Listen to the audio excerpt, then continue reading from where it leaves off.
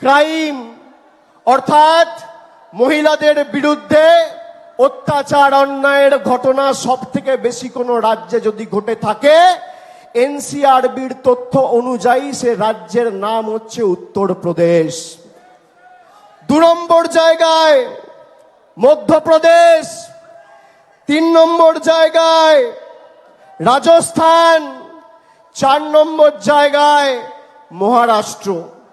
মহিলাদের বিরুদ্ধে শ্লীলতাহানি, ধর্ষণ, অন্যায়, অত্যাচারে উত্তরপ্রদেশে গত 10 বছরে 41,733টা ঘটনা ঘটেছে। মধ্যপ্রদেশে 36,144টা ঘটনা ঘটেছে। রাজস্থানে প্রায় 28,000 ঘটনা ঘটেছে। মহারাষ্ট্রে 25,000 ঘটনা ঘটেছে। উত্তরপ্রদেশের মুখ্যমন্ত্রীর নাম কি? যোগী আদিত্যনাথ, ডবল ইঞ্জিন সরকার।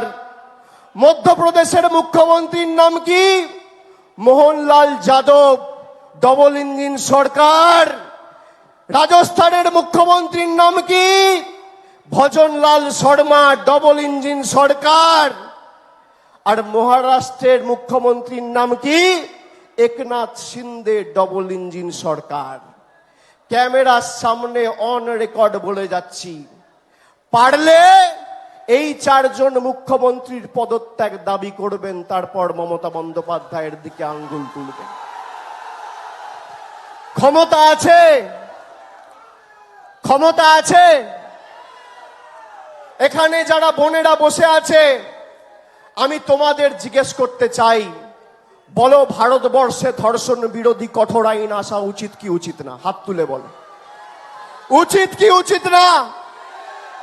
ভারতবর্ষে টাইম বাউন্ড অর্থাৎ 1 থেকে 2 মাসের মধ্যে ট্রায়াল এবং কনভিকশন শেষ করে দোষী সাব্যস্ত করার মতো কঠোর আইন ভারতবর্ষের সংসদে আসা উচিত, হ্যাঁ কি না? হাত তুলে বলুন, জোর গলায় বলুন।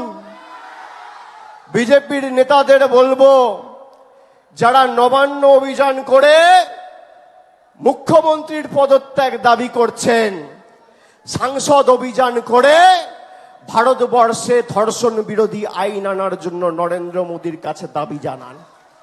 ক্ষমতা থাকলে স্বরাষ্ট্রমন্ত্রী অমিত শাহর কাছে দাবি জানান। বিজেপির সভাপতি, যে বিজেপি দেশ শাসন করছে, জেপি নাড্ডার কাছে দাবি জানান। দেখি কত ধানে কত চাল।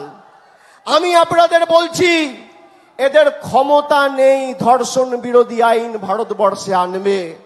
তার কারণ, যদি ভারতবর্ষে এই কঠোর ধর্ষণ বিরোধী আইন আসে, তাহলে সব থেকে আগে জেলে যারা যাবে তারা হচ্ছে বিজেপির লোকজনেরা। সব চোর, ছেচোর, চিটিংবাজ, মাতাল, পাতাখোর, খুনি, ধর্ষক সব বিজেপিতে। কালকে যারা রাস্তায় নেমেছিল, কোন ভদ্রলোককে আপনি দেখবেন না। এমন এমন ছাত্র কালকে রাস্তায় নেমেছে, আমরা দেখেছি। কেউ বলছে আমি বিএসসিতে সায়েন্স নিয়ে কমার্স পড়ছি, কেউ বলছে আমার 23 বছর বয়স, আমি 11-এ পড়ি। স্কুলের নাম জিজ্ঞেস করছে, বলছে ভুলে গেছি, জানি না। এই হচ্ছে বিজেপির প্রকৃত চেহারা।